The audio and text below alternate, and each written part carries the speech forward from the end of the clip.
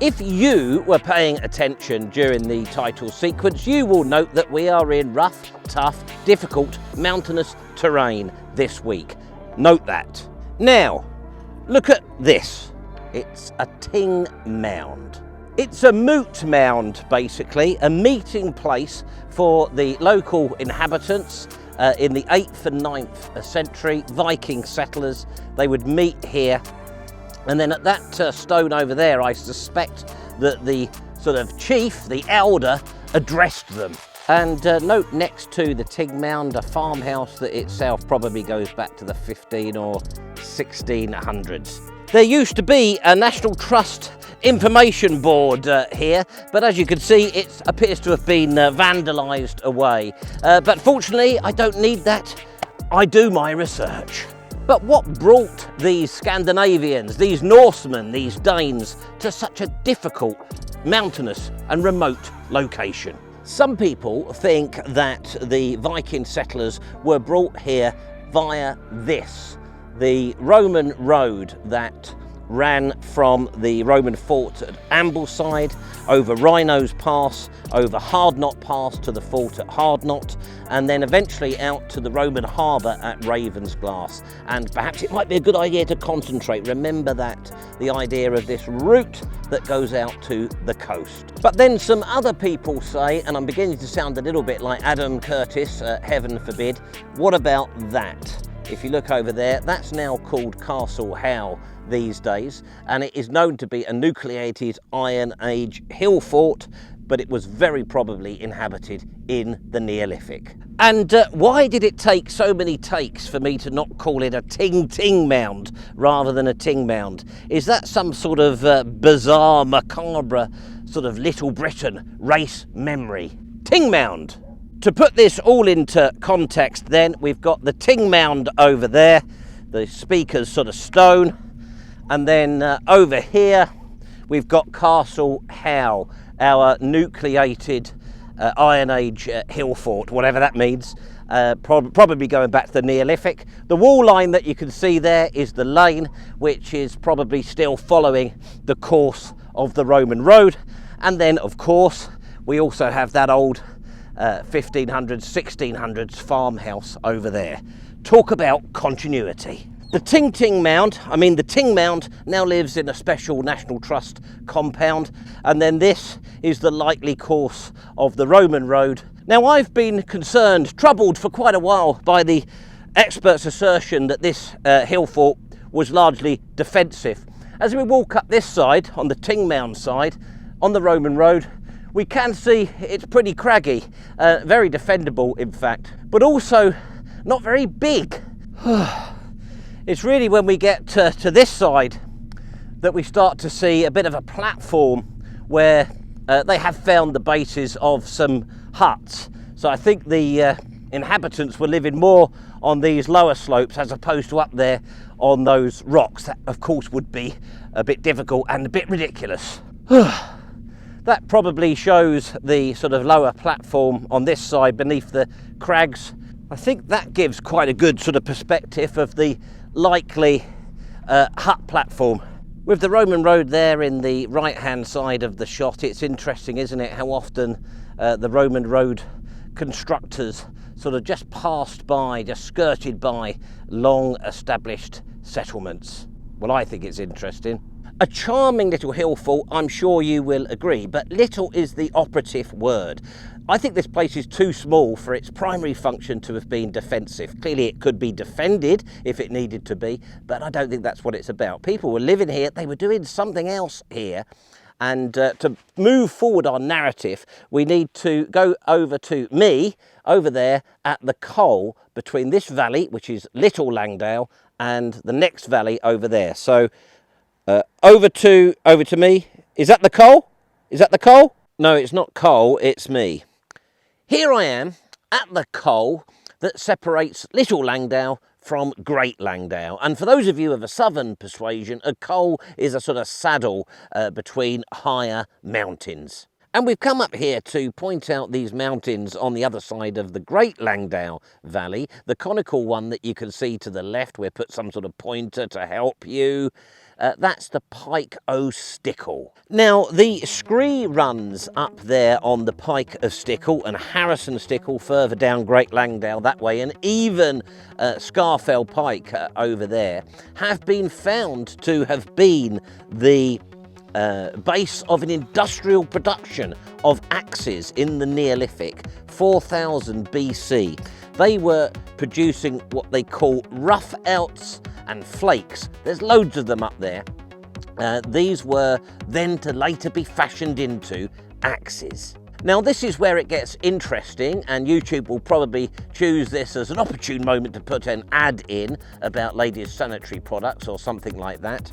But over there, they were producing axes. It was a Neolithic Ax Factory in operation for a staggering 1,000 years. Greenstone and hornstone roughouts and flakes were extracted here and distributed far and wide. This sounds very 21st century, doesn't it? I'm sure they didn't have a SWOT analysis, but this is mass distribution in the Neolithic.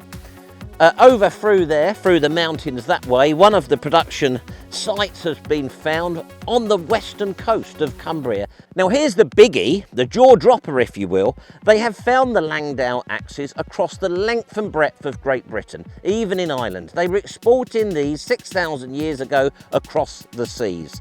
So they were probably polishing and finishing Langdale axes on the stones of Fifield Down and Grimes graves. There are particularly heavy concentrations of Langdale axe finds in the east of what we now call England, particularly in Lincolnshire, the home of Francispryor. And you don't need me to tell you what good old Francis has concluded from that. Yes, of course, dear old Francis has concluded that the Langdale axes found in Lincolnshire were of highly significant religious and ritualistic importance in that region, as coming from the mountains. He cites in the defence of his theory the fact that they have found a lot of Langdale axes in Lincolnshire that seemingly had never been used, including some highly polished ones that were never going to be used because they had fractures in them, so they would have been hopeless. But come on now, Francis, the reality is you've found shed loads of Langdale axes in Lincolnshire that were absolutely smashed to pieces through heavy duty work. I love you, Francis, in a time team way, but you've become a one-trick pony. Of all the finds of Neolithic axes in the UK, 27% of them have been identified as having come from here, from the Langdale Ax Factory. Now, when you consider that there are 30 known sites across the length of the country where they have found that the Neolithic peoples were extracting the raw material for axes, the fact that over a quarter of the found axes were from this one valley in the Lake District really is mind-blowing. For clarity, I do really admire Francispryor. There's a little rhyme. I admire Francispryor. Anyhow, that's my little report from the coal over, so it's now back down to me in Little Langdale. This talking to myself as if I am another correspondent is a worrying development. Thanks, me. Well, that was very interesting, wasn't it? We've got a major axe factory in the next valley of Great Langdale. We've got our hill fort here. Now, I've mentioned that the road is Roman, and indeed it is, or large sections of it are. But it is known that there was a prehistoric trackway through those same mountains to get to the coast. Right, what do I think was happening here? Well, what I don't think was happening, I don't think the inhabitants of this little hill fort were some inward bunch of people trying to keep the outside world out. I think that they had a role to play in this amazing axe distribution network. Maybe with their lovely little conical of rock that they've got on the top, maybe they had a beacon there. This is the Lake District after all, and it's always raining. But that's what I think, and I'd be very interested to find out what your thoughts are in the comments down below. I think it's really important that we don't underestimate the capability of our prehistoric ancestors. They were basically the same people as us. They had the same brains, the same capabilities, just a different frame of reference.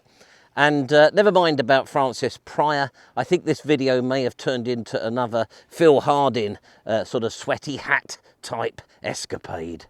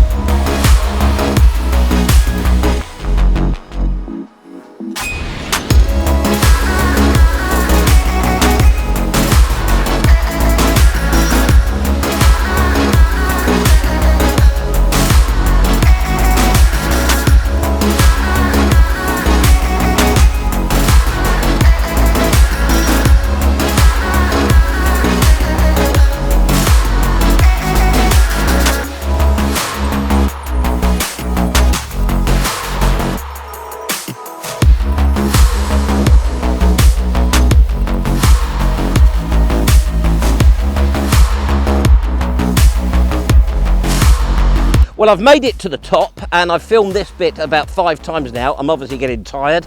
I think you've just watched a GoPro annotated B-roll, and I think I'm wrong. I think this was a bigger settlement than I presumed, probably 20-30 huts up here, and it is also very, very defendable. But hey, even francispryor gets it wrong, so I'm allowed to. Just off the summit here, there is this platform. Now, it could be natural, possibly it's natural, but my sense is that this has been sort of leveled off to create the base for a hut. And then there's more of that going on around this side as well. It's just down here, that's the summit.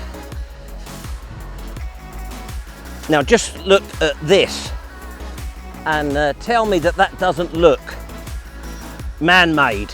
Perfect place for a little hut if your job was to man a beacon up on the top of this thing to help distributors bringing axes from Great Langdale down into Little Langdale to head off for the coast. What a fabulous place for a beacon to light the way through the rain and mist and clouds of the Lake District and help travellers taking their wares out to the coast. It would be great to get an archaeological dig up here to have a look to see if there's any sign of burning. I bet there would be. I'm really confident that I'm right, that this was one of the things they did up here. I just know I am.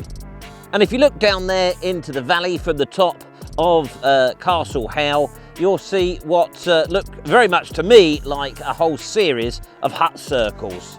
The Roman road didn't bring human life to this mountainous place. It was already here, and it had been here for at least 4,000 years, probably longer. As ever, I hope you enjoyed that. It's been quite a hard video to film this week with a lot of interruptions from animals, cars, people and aircraft. Please like and subscribe. Thanks for your ongoing support for this channel.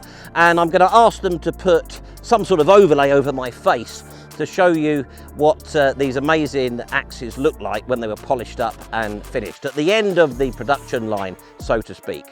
Till next week, stay tuned.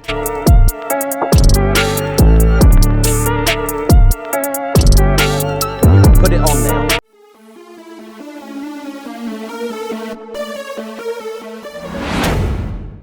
And we've got planes, big planes.